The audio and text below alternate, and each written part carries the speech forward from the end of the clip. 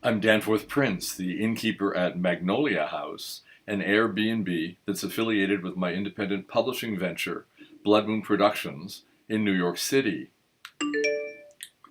Magnolia House recently entertained a quartet of visitors from the great nation of Denmark, Latter-day Vikings, on a full-throttle, 8-day holiday tour of New York City. Their quartet was spearheaded by Karin Muller, whom I grew to honor and respect and cherish during her time here, and whom I interviewed, with her permission, about the state of life, love, and aesthetics in Denmark 2 weeks before the deeply divisive U.S. presidential elections of 2016. Here's how it went during the Viking invasion that, as arranged through Airbnb, recently swept through the magnolia bowers of Magnolia House on Staten Island. It's about to start. Just for fun. It's all for fun, all silly. You can edit this stuff to death. I'm Danforth Prince from Blood Moon Productions, and I'm here at Magnolia House with guests that have recently arrived from Denmark, and how happy I have been. That is Karin. Say hello, Karin. Wave to the camera. Ah! That's Kirsten. Wave to the camera, Kirsten. Their husbands are downstairs, so I am taking the opportunity to talk to them about their recent trip to America. I'm a great fan of the great nation of Denmark. Here we are with Karin. Now, Karin and I had a long correspondence before she came to Magnolia House, and we made many, many agreements, which I think we've kept some of the agreements. Let me see, what were they? No doggy poos, no dogs. Yeah. No dogs, yes, indeed. And you have since then been on trips across greater New York in a depth and an intensity that I've never seen any other tourist take. You've been to museums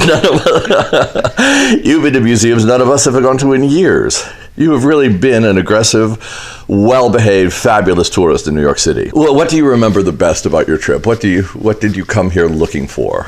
There are several things. Like, one of the experiences have also been the experience here on Staten Island. Good. We have never been to Staten Island. We have been to New York before, but not to Staten Island. Well, very few people come out here, but it's changing with the wheel and with the construction on the North Shore. It's getting rather glam out here. Yeah, it might be, but I think especially the area here, like I like the houses here, the old houses, like yes. Also the house you stay in yourself on. So indeed. So I think it's really nice just to walk around. Oh, I think it's wonderful. And it's also somewhat, we talked about it yesterday, amazing this. You have the old houses, and then in the back you can see the skyline of Manhattan. It's wonderful. Quite impressive, I think. Yeah, we tried to make some photos of this.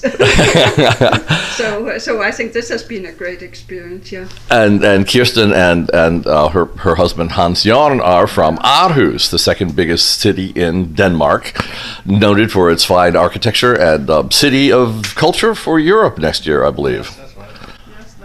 And what have we talked about during our long breakfast together? Child raising, extended families, sociological differences between Denmark and America, and similarities. Mm-hmm. Wonderful. Oh, totally, yes. And the two of you took a very unusual trip to Woodhaven Green, I remember. You went off shopping. Yeah. A shopping binge in the new America. Famous outlet, yeah. Yeah, and you've been here during the heat of the American elections. Any thoughts on the Donald Trump-Hillary conflict? This is the most passionate time of the American debate, yes. I think you arrived on the first night of the third, on the beginning of the third debate, the day of your arrival. And you immediately got us at Blood Moon Productions, who would just put out a biography of Donald Trump. Boy, you were thrown into the Trump conflict right away. You had spent Karin time in Kenya working for the United Nations. Yeah. With the Development Corporation based in, I think, Nairobi? Yeah. It was.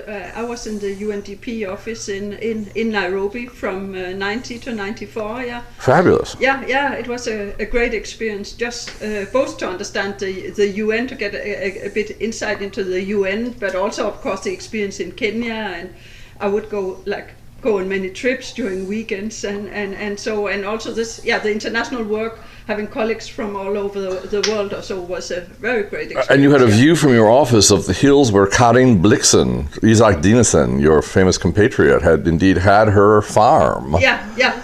that was the Ngong Hills. Yeah. Was she as famous in Nairobi when you were there as she later became because of that film Out of Africa? Yes, she was famous.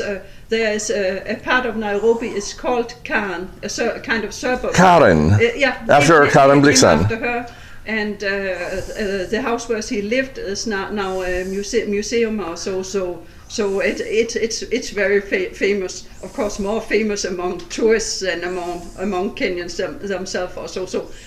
Darwin Porter and I here at Magnolia House were the authors of Frommer's Guide to Denmark for years and years. We always went through Denmark, looking at the new tourist developments, writing about the hotels, blah blah. Tivoli, Denmark. Denmark is wonderful. you like Tivoli?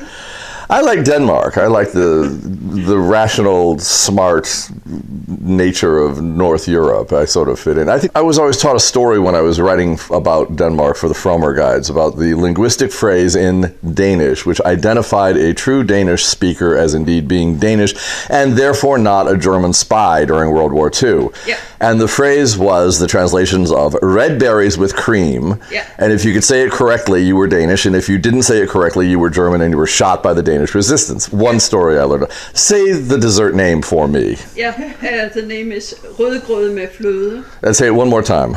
Rødgrød med fløde. And no one can possibly say that unless they've been raised in the Danish tradition. That's correct, yeah. This is Soeren, your husband, and the first time I saw him, Hans-Jørgen. Hans-Jørgen, forgive me. Yeah, no problem. We've had 8 days together of breakfast every day. Yeah, that's actually too bad. No. And we've had long dialogues over breakfast and some over nighttime. I say that the spirit of some of the people that I talk to briefly then permeates my mind, and I sort of get their psychic aura later in the evening, and I have long conversations, not with you. No. So I'm viewing the guests here at Magnolia House as almost a therapeutic device for me. Although they may not be in the room by the time their aura descends upon me and I hear their rational words. Any thoughts about Soeren Kierkegaard and his role as a Danish philosopher that we all admire so? Like I think most Danes would only know the name Soeren Kierkegaard. Nobody would have read everything from him, and I have read a very few pages from him, but what he's writing makes actually sense to me. So. But you have read. I'm a bit proud of it. Oh yes, it's fabulous. I had to read him in college. Acknowledged as the patriarch of existentialism, Kierkegaard was especially famous for his views about the subjectivity of truth, particularly as it applies to Christianity. College. Yeah. But as I say, most people wouldn't really know him in detail in Denmark. More we know his name. But you're very well read in the American tradition. You've read Jack Kerouac and the Beat Generation writers, I think. We talked about that. A bit. I read. I'm in a reading club or book club at a library in Denmark. And there we were. Wonderful. Reading Jack Kerouac. You travel extensively, often staying at Airbnbs. You've had a good experience with them. Yeah. We have tried Airbnb a number of times, like in Norway, in UK, and in Spain, and in Germany. And I think especially this in Spain was a very great experience because we went to a part of a town where we wouldn't have come if we stayed in a hotel or so, like a more local place or so. Indeed. And you're really a very adventurous Danish person. You maintain a second home in Berlin just for weekend getaways. Yeah, but I guess many people have like a second home either at the coast. Hans-Jørgen had earlier at the coast. And was renting it out, but there were some problems like people not taking care of it or so. So at one stage he sold it, and after a while we thought we would try something different. But you have expressed your refusal. You would be very unhappy selling your property in Denmark and retiring in Spain. That would not be your scene at all. Never know. I'm too attached to Denmark and to friends and family, and so I think I would never move from Copenhagen. Oh, so. Why would one tear up the life one has built to retire to a strange town, a strange new world? Why would one ever do it? Yeah. No, never. So you're in America now, the strange new world.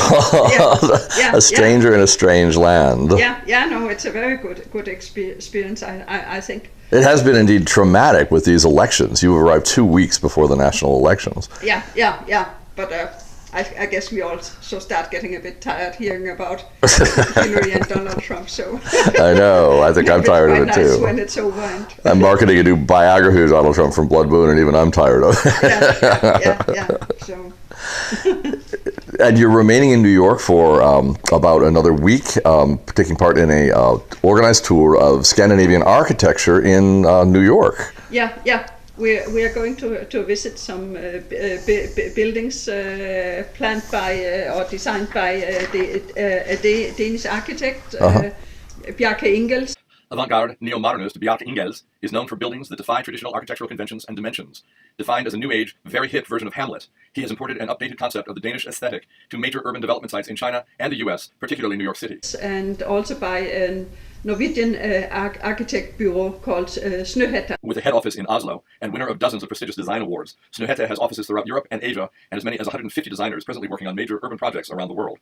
The company's most famous designs have included the Oslo Opera House, the Lillehammer Art Museum, and the Egyptian Library in Egypt at Alexandria. Yes.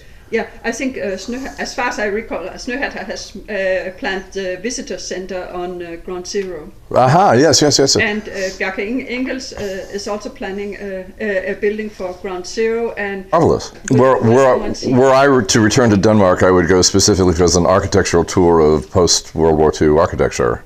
Yeah, and actually you could even look at what has happened the last 15 years. A lot has happened with buildings in Denmark. So, with the understanding that my phone ran out of batteries at that point of the interview, I send my best wishes to Karin Muller in the continuation of her Airbnb travels, with many thanks for these insights into Denmark.